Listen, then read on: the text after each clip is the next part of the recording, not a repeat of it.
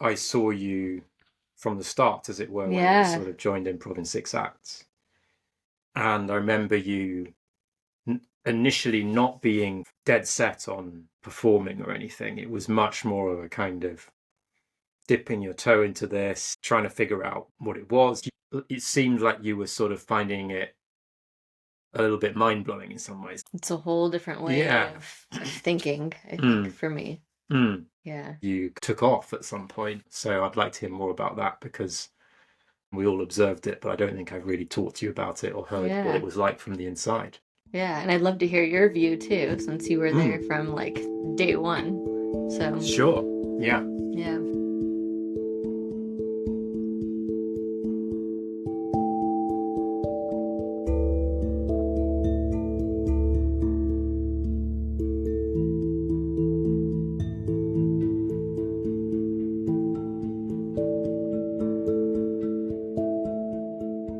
So, welcome, Britt. Thanks for joining me. Thanks for having me. Yeah. Really looking forward to hearing you reflect a bit on your whirlwind experience with improv over the last, what's it been, 9 months? Less I than think that? like 6 months. Because it was like, I think November or something was our course Mm, when I first, yeah. started. So, yeah, hardly any time at all. We met on the course Improv in 6 acts. You were taking that course for the first time. I was helping, and you've since taken the course again, and then a third time now Yep. as an awkward actor, part of the performing team, helping with the teaching and demonstrating and stuff. So yeah, you've been through this quite intense journey, which has led you, to being part of the performing squad and performing on stage and experiencing that side of improv. So lots to talk about, I think.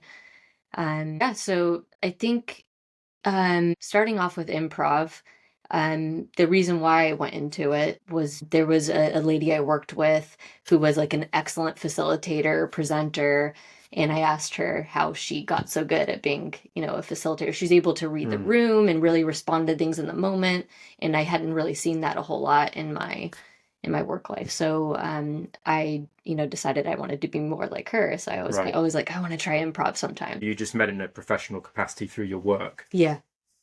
Where's she from, and what's sort of her role in relation to yours? So I work in healthcare, and she was like a healthcare operations leader, and I was in a lot of her meetings and Yeah. kind of was learning from her, and yeah. And what did you think she was getting at when she said, "Oh, improv has helped me with presenting"? What was your impression of what that meant, or what I had improv no might? idea. Okay, Yeah, I had no idea. I was just like, okay, improv. I remember making a note. I'm like, okay, check out this improv thing at some point. Mm, Yeah. Like just so I would be a better presenter, facilitator, hmm I thought it was like, I'd done lots of training classes then, like, how to have crucial conversations or something like that. And you do those, and then you kind of have these bullet points you leave with, and you try to apply that to your life and work life. And so I thought improv was going to be something similar to that. Was there a bit of a gap between you first hearing about improv and then the decision to take Paul's course? Oh, yeah. It was like years. Okay. Yeah. So what brought you to the point where you looked up and found this course and decided now was the time to do it? I mean, just getting established. We just moved to Oxford, so I was looking for groups to get involved in. I knew improv, it was always kind of something I wanted to try out or to do, to complete. And so, yeah, I think I just did a Google search to find it. I came across Paul's Improv in 6 acts and signed up so that I could become a better presenter facilitator at work. And I found, I guess, like along the way, um, most of the activities that I was choosing to spend my time on were activities that would have some future benefit. So I wasn't doing many things in my life or spending my time in a way that I just enjoyed that activity so much in and of itself. It was more of like what extrinsic benefits does a certain activity have. Mm. So this one was like, I'm only doing this, like, almost, I went in with the attitude of like a check mark exercise. Like, I'm gonna come in, I'm gonna do this improv thing, and I'm gonna be a good presenter then, and good facilitator for my work. So like a formula. Yeah. So I want think to be a better presenter. Here's what's been suggested as the method. Yeah. I'm going to do that, tick it off, and then I'll be a better presenter. Yeah. And I mean, this wasn't too long ago, in my life, but I was, most books that I read at that time were like nonfiction books, because I wanted to like learn something from it to, apply to something that I was doing, in my life, like health books or something like that, rather than so focus on things that were I found enjoyment in that moment. So you'd be someone who would read a lot of non-fiction, self-help, sort of self-improvement, that kind of thing. Yeah. So that was the spirit that was leading you into improv. It was another kind of self-help technique. Yeah. And I think my approach then too was just like, what are the things I need to learn, like kind of quick, like what are kind of the quick takeaways, the bullet points, get in, get out, like now I'm improved. And and it really changed. I guess that's I guess the mindset I was taking going into improv. And I think, especially taking the first time around that I took the Improv in 6 Acts course, I had a lot of like defenses up. So, whenever I could in an exercise, I would try to think ahead and try to think of something funny to say, or instead of actually taking in what Paul was teaching about being spontaneous in the moment and stepping in before you have something to say. And, I was, I guess, a bit like gaming the system of improv in a way. So kind of your attitude, your approach that you came in with, it sounds like you gradually started to realize that actually was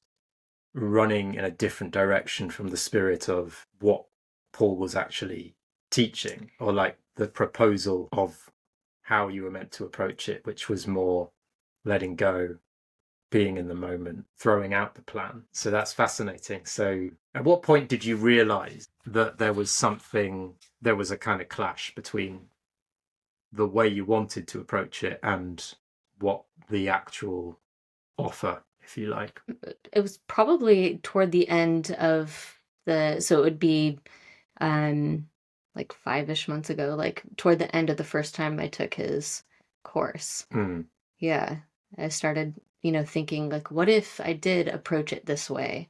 Like what would happen, coming in and being truly spontaneous. And, I was used to presenting in my work, but it was always prepared, like things I knew a lot about. And this was the first time I feel like that I guess I didn't feel very comfortable coming into something without a pre-planned response or what I was going to say. And that was very like destabilizing for me. Yeah.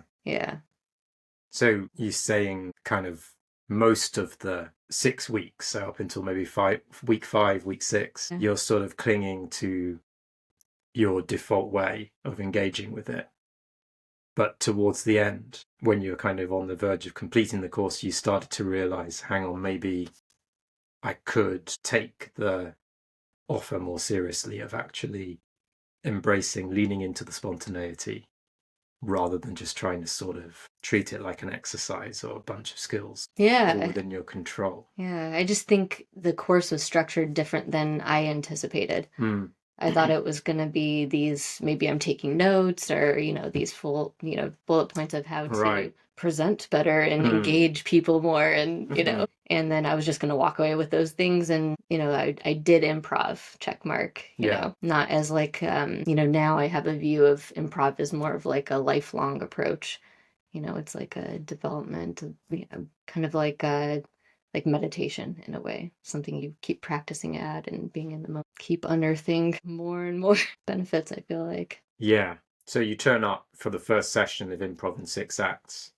Do you remember much about your initial impressions of the first session? I just remember maybe just trying to take it all in. Like, I don't know how engaged I was in that first session. I think I was just observing and listening and there to take it in. I don't know if you remember that. No, I must say I don't. Yeah, I know. I remember what the first session covers, but I've done it so many times now that, Yeah. they all merge together. Yeah. The exercise that usually stays with me is the walking from A to B in different ways. Do you remember? It's sort of all you have to do is walk from one point to another in a different way from what anyone else has done. You say like all you have to do is walk from one point to another. I found it like very stressful because I want to make sure to, I was also thinking ahead on that the first time I went through it. So yeah, tell us more about that. So you come into this course with a sort of a default attitude of wanting to be prepared, wanting to kind of have the tricks or the techniques that are going to help you to kind of do everything as well as possible. Yeah. And did that start to break down quite early on in terms of what that wasn't really cutting it? I don't think I think naturally it should have, but I don't think I let it for like far too long. Okay. So that's why toward like the end of the course is finally when I was like, maybe I should actually try to be like, not pre-planned where possible and just listen and be, open and yeah.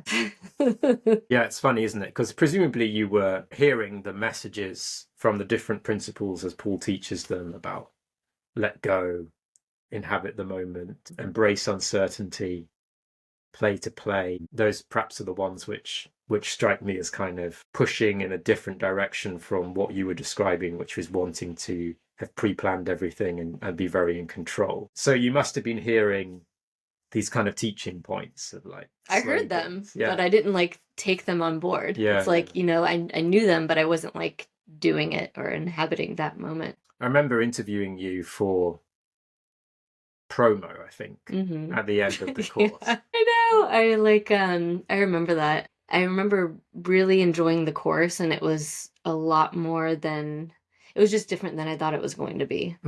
I was thinking a general, I guess, like a lot of the courses I've been on, like I was saying, like you just have those, you walk away with a few bullet points. Okay, do this, don't do that, got it, and move on. Yeah. And this seemed quite different to me. It was challenging and it was challenging and the way I was currently like operating quite a bit, like with being pre-planned and probably not in the moment a lot, always thinking ahead.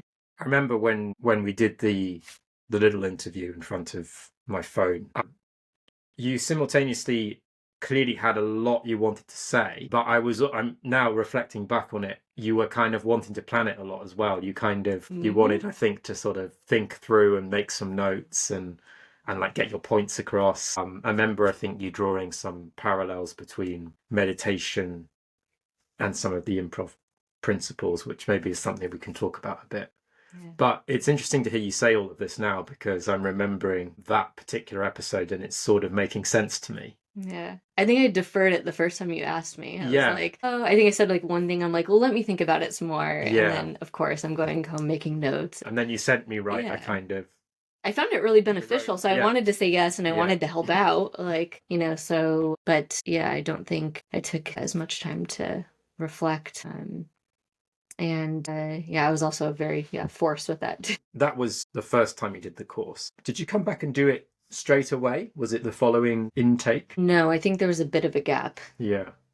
So you took it at the end of last year, so it was something like November to December. Yeah. And then you took it for the second time. Would it have been something I think it was after the festival. So it was more like March, April. So I needed like some time, I think, to like take this all in and at first for a little while I was like, okay, I think I'm done with improv. Yeah.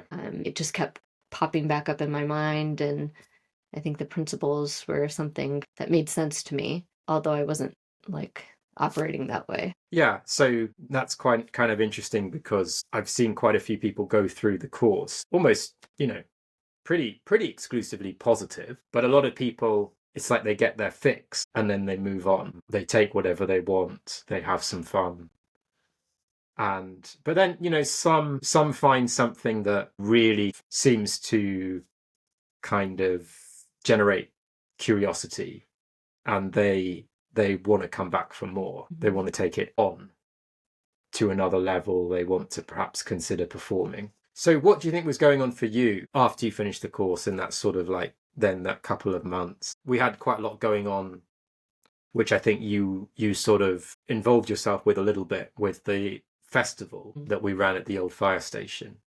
And I remember seeing you at the show that we did with Simon, Karina, Mike, some of the others from the course who you'd become friends with. So do you remember sort of, at what point did you kind of realize that you fancied another go at the course, or that you wanted to keep on engaging with this? What was going on there? I think something that had to do with that tipping point was connecting with, like you said, Simon, Mike, and Karina from the course. So we just exchanged numbers at the end and kind of vaguely kept in touch because, it was during like the holidays. And then I don't remember who posted about the festival.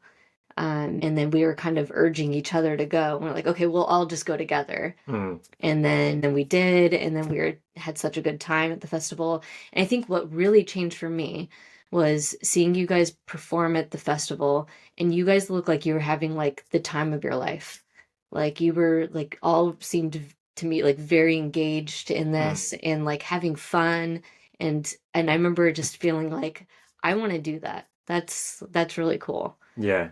Yeah. Yeah, it's a different thing, isn't it? Like you kind of learn all about the principles of improv. You learn some of the games, some of the techniques, if you like. But it's a different thing to then see a bunch of people kind of really immersed in that. And, obviously people who've practiced it a bit and got to a point where they're confident enough to be performing it on stage to a certain level, you start to see that's what it's like when you reach this sort of kind of higher level of confidence and engagement, and you're sort of really immersed in it. So it's interesting to hear that sort of, you saw that and you were kind of like wanting a bit of that. Yeah, it looked like, like you'd say, like it looked like all of you had a twinkle in your eye. Yeah. You were just in that moment. And yeah. And like, I was saying, I didn't have many activities, that I spent my time on that I just really enjoyed in and of themselves. And I feel like improv is one of those things. It's so fun.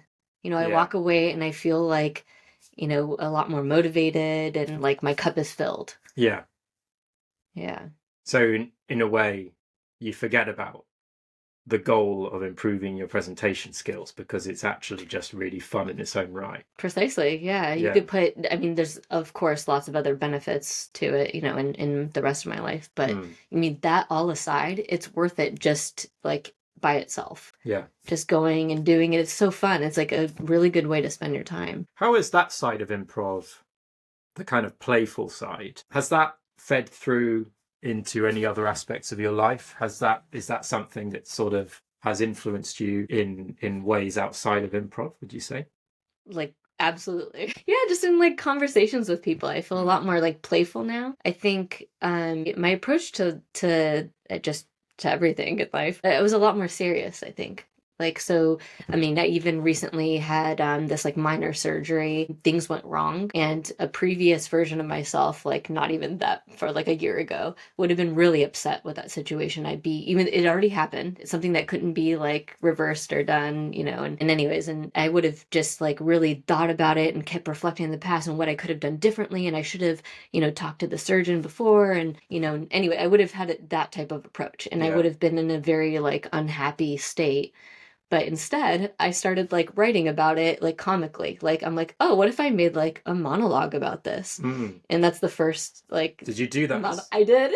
Awesome. The first one I wrote, and I talked with Imran actually about it at the time, but I didn't end up like using that, or I haven't but it was just fun. Like and it changed. It's something that happened that you can't like change. So like I don't know. There's no reason to harp on it, and in my perspective, I don't know, it was just much lighter. Yeah. And just generally speaking, I approach most things with more levity now.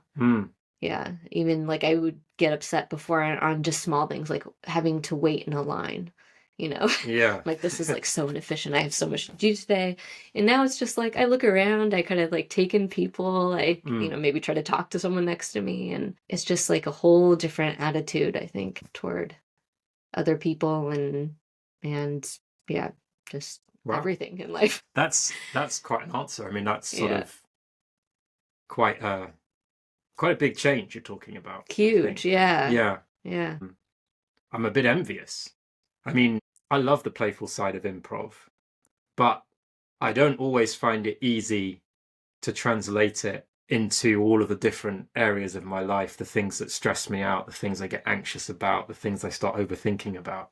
I love what you're describing of, taking something which, you'd have the tendency to start ruminating about and to kind of like use that to find this playful creative energy to sort of start writing about it, to start finding the humor in it. Sounds quite kind of cathartic. And I had so much fun doing that. Yeah. It was so much better than spending like 3 days just being stressed out about this thing. Yeah. And so angry and Yeah. who can I yell at and talk to, Yeah. It's No, just that's really fascinating. Like, I mean, I find one of the struggles for me is my improv goes best when I'm not feeling stressed and anxious, because it helps me to be more present, more in the moment. And yeah, for sort of my creativity to be kind of free flowing, I need to sort of have this kind of like levity about myself, this kind of like playful. But to be honest, like, as another person who tends to think a lot and overthink a lot, I get frustrated when, I'm perhaps a bit down or a bit preoccupied with something, and it feels like that takes the edge off my ability to do improv in that kind of free way. I'm like, I feel a bit, my mind's in a sort of slightly, in a different place that's not kind of allowing me to be as kind of light and as playful as I want. So yeah, it's fascinating to hear you talk about like these concrete examples of how you were sort of able to look at these annoying things and really sort of, especially if there's nothing you can do about them. It's like, yeah, it's so freeing, I guess. And I of course love like conversations with other improv people. Like you can be talking about something totally serious and then add on some, just kind of make up this world. You kind of just improvise something like, oh, that with, I was talking with Mike recently about, we went into some story about some monster truck he owns, and like, it's just fun. I don't know. It's, yeah. So playful. Spotting, like transforming in a way just the kind of mundane or everyday things, spotting the sort of playful elements of them, or the kind of, I guess it's a way of seeing things, isn't it? It's like you can sort of see them through a kind of negative lens, or you can train yourself to see them through this more playful lens. And I think that has a lot to do with creativity and sort of allowing that to flow. It'd be interesting as well to pick up on this point about, I guess, community in a way, although we haven't labeled it as that. But the first time you did improv in 6X, it felt like that was a really strong group where these strong friendships developed. I'm thinking of you, Sima, Karina, Mike, who've all sort of gone on to become more involved with the awkward actors. And there was a sense of, you were kind of becoming friends and helping and supporting each other, encouraging each other. And I've really found that that's been another side of improv that's been really delightful. It's sort of finding these people who, what is it exactly? It's like, it seems that something about improv allows you to get to know people quite quickly and in quite a sort of free way. What's your experience been of that, and in particular sort of perhaps the friendships that came out of your first time you did improv in 6X? Yeah, I think maybe, I don't know if it's like self-selected or people that are doing improv are more open to being like more vulnerable. But I think it's like you can become like friends more quickly with people, especially improv people, I'm finding. Or maybe my approach is changing. I don't know. Like maybe I'm not as guarded as I used to be. And I just, being more honest, more vulnerable, more playful with other people, and especially as an adult and making friends as an adult, it's much more difficult, I felt like. Do you think there's something about the barrier we construct because we feel like we have to be serious? Oh, yeah. We have to be sensible. And with improv, you're allowed to be silly. In fact, it's more that you're encouraged at some level to be a bit silly, right? I wonder whether that creates a kind of sense of freedom and also vulnerability, as you were saying, because it takes a certain amount of courage to let go of all those defenses and just play with other adults and just follow your ideas, your impulses a bit, even when they're silly. And that kind of trust that we have to have, that we're not going to ridicule people, we're not going to like judge them or shame them or laugh at them if they do something a bit silly or crazy. You know, instead it's sort of, we're kind of encouraging that to some extent. You know, we're really allowing that. I wonder whether that sort of helps accelerate this kind of culture of trust in some way. It's like we're playing by different rules than the rest of the population. For the most part. You know, I mean, you kind of, as you grow up as an adult and you're, you know, working in some professional environment and you're, you know, kind of moving through the, you know, all the rungs in the work life. But I feel like you, I don't know, you just develop this kind of like sense of self that's like, I'm a serious person and I would like other people to see me as a serious person, you know, and I don't want you to think that I'm, you know, that I don't know what I'm talking about, or you have all like these like guards up, I think. And then, you know, a lot of times I think, you know, a previous version of me would, you know, like really try to take in someone, assess them, and then be like, okay, so what did they want me to be like? And, you know, or what did they need from me? And then I would try to be that thing instead of just simply being, you know, and then just being honest. And if they think I'm ridiculous or if they think, you know, whatever they think, it doesn't really matter. That's sort of having to be someone and conform to a set of standards and expectations in a way is a little bit like having to follow a script, isn't it? It's like, this is, you know, how you're meant to be. Whereas obviously improv is more about tearing up the script in some sense and just going wherever you feel inspired to go. It just seems to me that it's at one level just really healthy that we have an outlet where we can let go of those scripts and roles and sort of be whoever we feel like being. Come as you are. And then, you know, in improv, the other, you know, scene partner will accept that and, you know, and they come as they are. So you decided that you wanted some more improv. You saw the show, you saw everyone really enthused. So that was the point when you decided to go back and do the course again. What was the second time round like? Completely different. I feel like I was really hearing everything that Paul and you were saying, and I was trying to apply it that time around.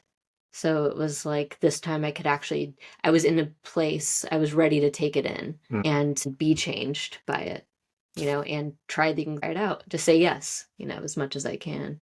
So it ended up being quite a different experience second time around. I think, you know, it was nice for me having that kind of period to really reflect and think about why I was being drawn to improv. And, you know, after the first time around and, you know, and I was curious and open to wanting to change and then just decided I was going to go in and try to say yes more, you know, instead of shutting things down or trying not to create these, you know, uncomfortable situations for myself. You know, it's more like leaning into it. I think I spent some time like really reflecting on it and maybe taking in my life more of like a, you know, a wider cosmic view. Like, you know, so this is something I kind of do to help me get over like nerves a little bit. Like I kind of like try to visualize, like, you know, I think of it as kind of like a timeline. Like I'm just this tiny little speck in time.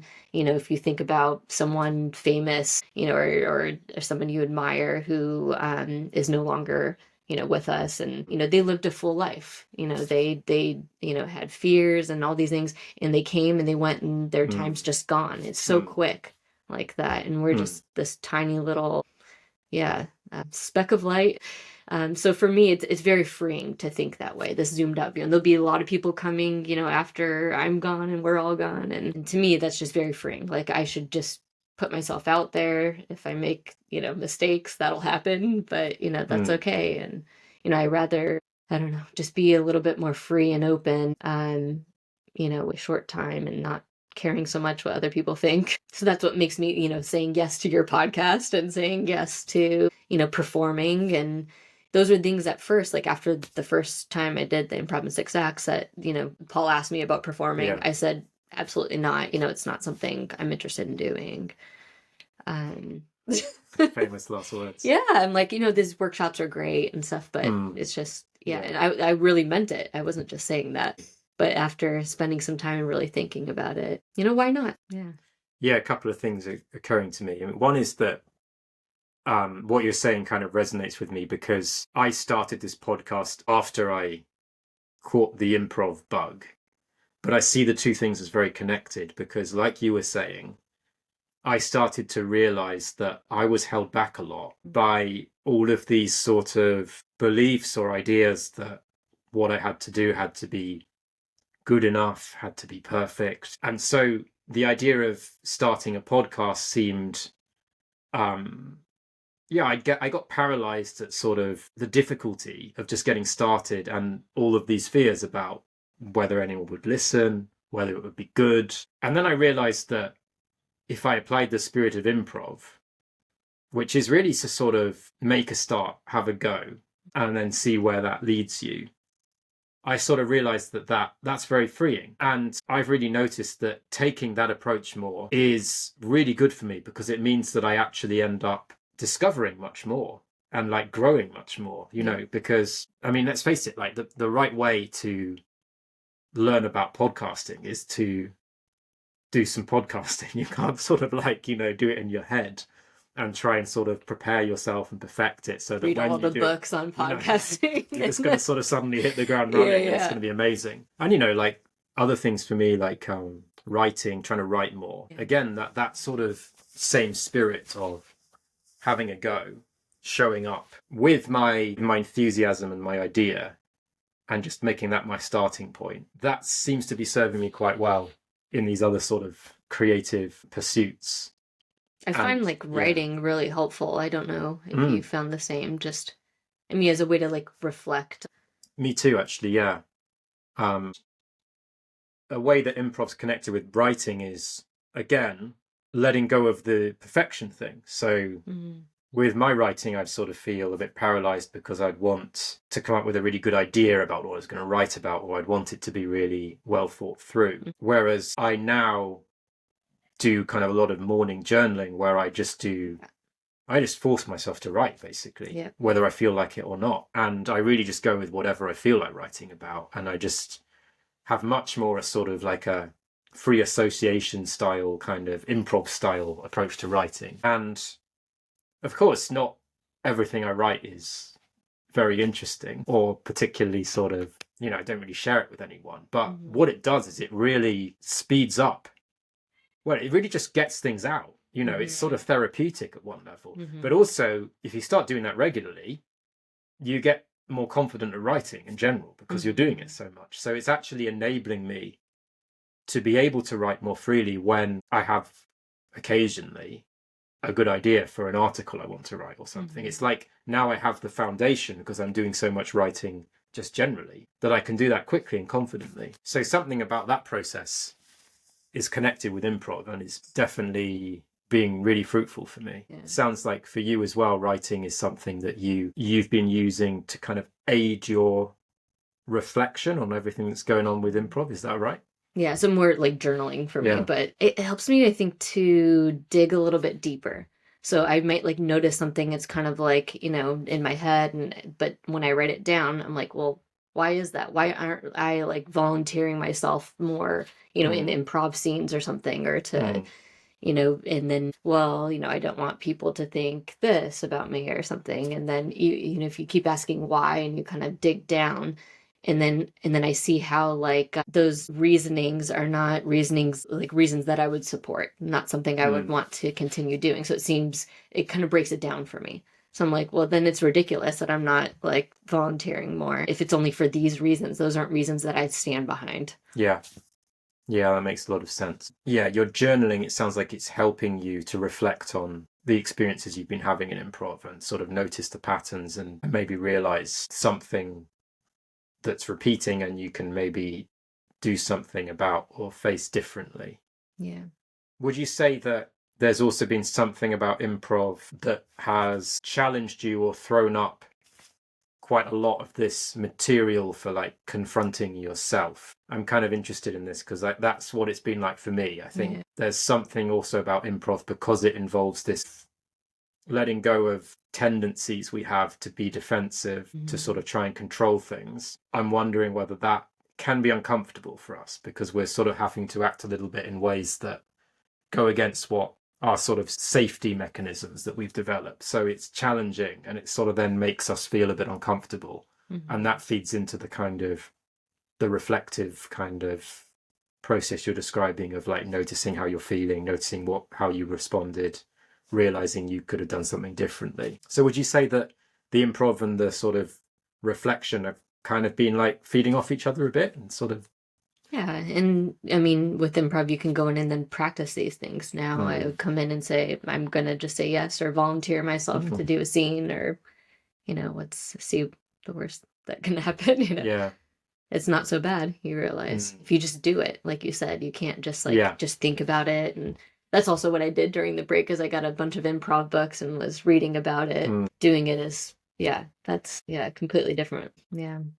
So there's definitely defenses that I think I had in place that I've recognized since starting improv and since doing the journaling. And, and then there's always it keeps coming back up in your head about caring about what other people think. I don't want to look like a fool in front of someone, or, even though we're all just playing around anyways. And just still trying to like pre-plan stuff here and there. And even just like recently doing my first like long form performance with Matt Sparks, reflecting on that experience. I'm glad I said yes in doing it. I think it was a good learning experience for me. And I think I still went in, you kind of realize you kind of revert back to your old like safety guards. And so, before that performance I had was of course like thinking of some things that, various characters could, have or say or whatever. And I'm like, I was telling myself, I'll just keep that in my pocket. If I ever need it, then,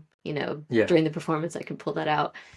I felt like, during that performance, I pulled out a lot of that, like just quickly. Like I was kind of like, relying on that old crutch of, kind of things I'd already thought about, instead of, I feel like that scene would have been a lot better had I just, been in the moment and responded naturally as I would in that character had responded to his character. And I probably would have had a lot more fun with it too. So yeah, even as you say that, I'm picking up that you're being quite gentle with yourself about it. So it's not like you're sort of berating yourself for having found it difficult, having fallen into those sort of familiar patterns where you perhaps didn't play it as freely and as spontaneously as you'd like.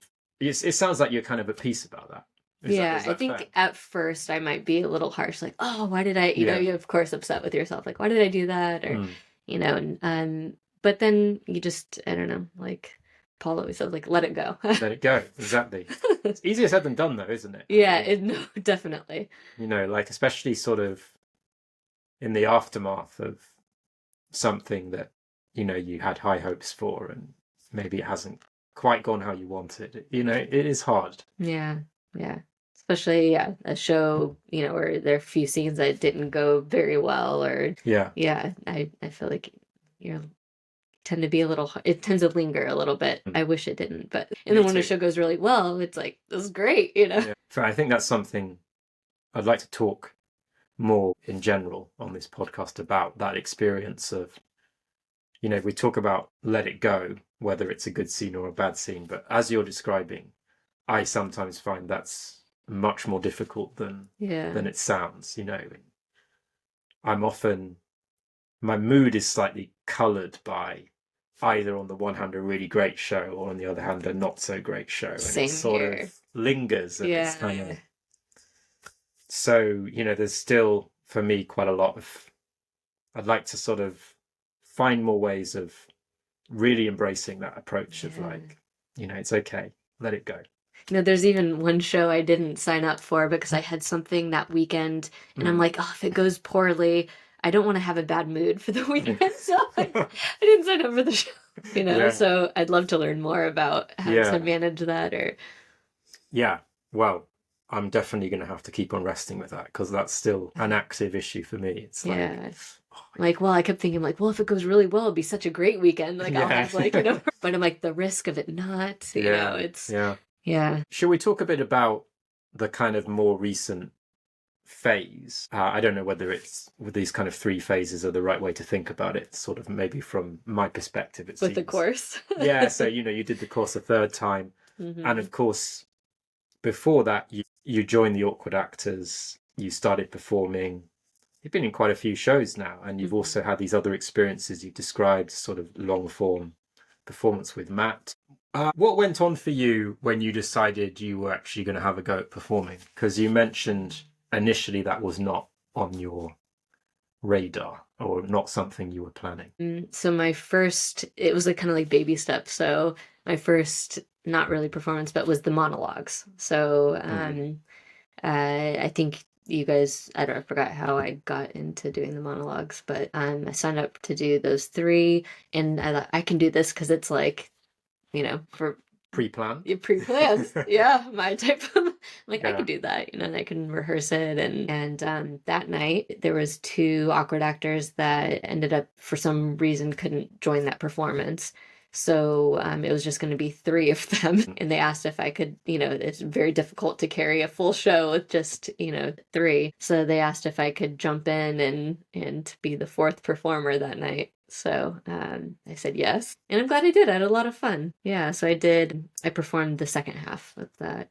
So you gave them monologues in the first half, Yeah, watched the 3 yeah. others No, I didn't perform my own. and Yeah. then you performed in the second half. Yeah. Yeah, it sounds like sometimes that's the best way for it to happen, right? Just you don't have to think about it too much, and then there's a mini crisis, and you It's kind of say nice. yes. Yeah, exactly. Yeah. Yeah, I'm like, okay, I guess I'll try this out. And it went pretty well for my first time, so I didn't feel like really discouraged after or anything. So that then led to more shows. yeah, goodness, it really feels like this has all gone by so quickly. Yeah, and really, I don't this is remember what was just the the next last, one. I guess, the Yeah. last 2 months or so. Yeah. Not a huge amount of time. Yeah. And I feel like, so, I guess I wasn't initially sold on performing. I kind of like slowly started doing that more. I guess before the first time I performed, I was like becoming more open to it, but I hadn't performed yet. I guess I didn't understand the benefit of it at that point. I was getting so much of a benefit just coming to the workshops and the courses and felt like I was getting enough out of those. Yeah. But since I, after the first time performing, I feel like there's like some sort of, I don't know how to fully describe this yet. I'd have to think about this more. But like there's like an energy that is on the stage when you're performing that isn't there. It's just a different feel that isn't there in a workshop. A workshop is very beneficial too, but it's just different. Maybe it's the higher stakes, maybe, and you just feel like you're just building your own world with your scene partner, and there's just this, I don't know, this energy that to me it makes it worthwhile. That's what caught me coming back. I think I totally get what you're talking about. I feel like that energy is capable of pulling more out of you maybe than would be possible in a workshop. It's like those high stakes, sort of something about that makes you kind of reach in and find things, I find. So it sort of seems to bring out the best, or to kind of stretch you more towards your limits, for me, in a good way. So I feel there is something extra that you experience when you start performing. Bit mysterious though, in terms of how to quantify it or explain it. You do feel a little bit, maybe it's also like the stage lights too, but you feel a little bit more like in the zone. At least I don't really even notice the audience. When I did my monologues, I did. And I actually found it like beneficial looking at people and kind of like, it made them like turn them into people, not just like this audience who was watching you. And, and it's, but when you're performing, I don't really notice. Do you notice the audience very much? Not very much. Yeah. I'm the same as you. Yeah, I kind of get in the zone. I even find myself like forgetting a little bit, like even right after the performance, I was like, oh yeah, what was that scene that we did? And yeah, you're just like so in the moment and absorbed in it, and then you're like absorbed in the next moment and the next scene. I've read some interviews, it might have been with Ruth Bratt or someone, talking about how she rarely remembers her improv after a show. She just doesn't really remember what happened. I've experienced that. Yeah.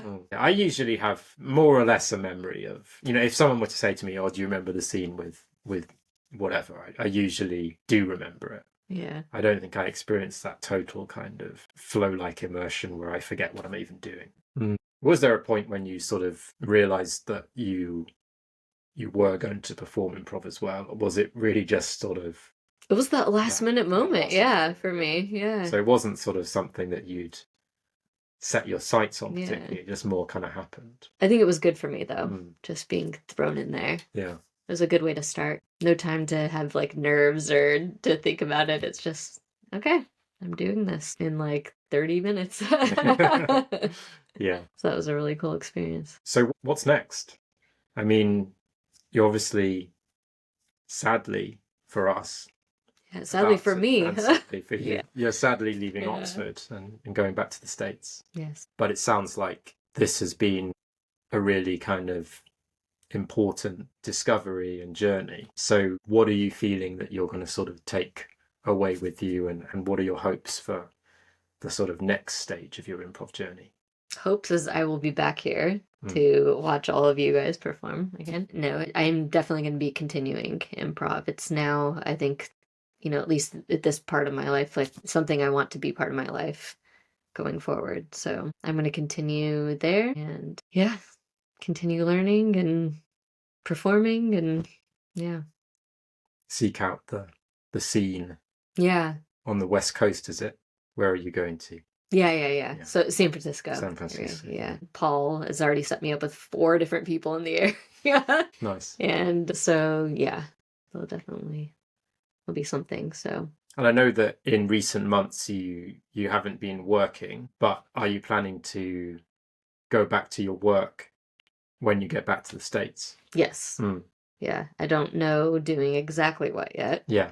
Will be, I spend a little bit of time with my family in Phoenix, Arizona. So there, and that will be charting out the next steps. But yeah. It'll be interesting as well to see what happens regarding the original reason that you decided to do an improv class, right? Yeah. Your work and presentation skills. So I think it will help with that, though, obviously. To see that. Yeah, it's just, I guess it's a lot more than I planned for, or that I anticipated, as far as benefits. Yeah, it sounds like it's just wider and deeper in terms of the kind of the influence of it. It's like, because it's not kind of a strategy you learn and then apply, is it? It's more of an attitude.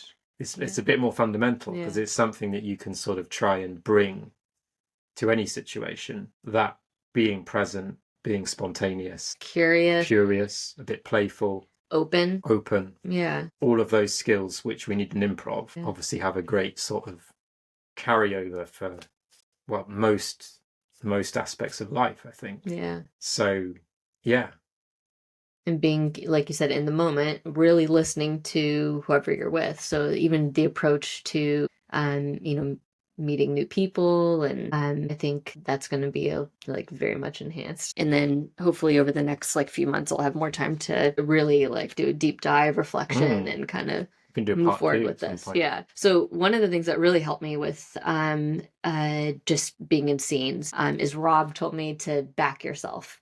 He's like, if you're just fully just go fully in, back yourself. Don't be hesitant going into a scene or as a character. If you make a choice, just go with it.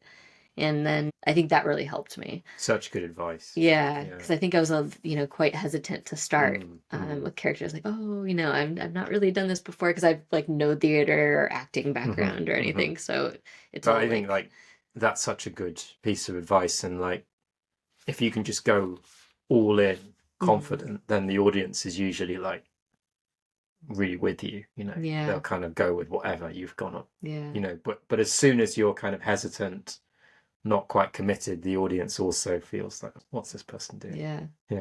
Yeah. So thanks, Rob. That really elevated my game. This has also really helped me. So approaching, each game or maybe a scene or something that you're doing, I'm this is easy and fun for me. You kind of tell yourself that before you go in. for me, it's kind of helped to like relax me before going into a scene. Yeah. Yeah, because if you can tell yourself you're going to have that attitude, then it's like a self-fulfilling prophecy in a way. Yeah. It changes how you approach it. Yeah. Yeah.